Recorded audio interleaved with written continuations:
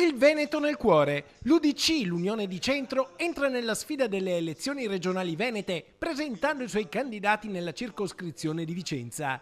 9 nomi che rappresentano tutte le zone e le anime della provincia, con l'obiettivo di puntare innanzitutto su salute e sociale, riportando al centro la persona.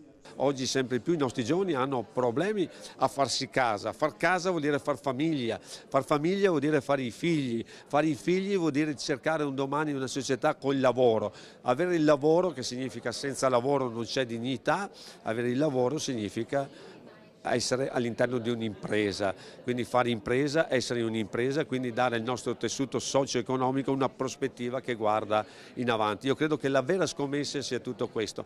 È il senatore Antonio De Poli, segretario nazionale dell'UDC, a lanciare i 9 candidati vicentini, donne e uomini che arrivano anche dal mondo delle civiche.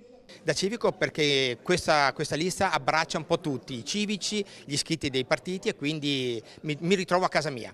Io nel Veneto sto bene, secondo me il governo degli ultimi decenni del centrodestra è stato un governo positivo.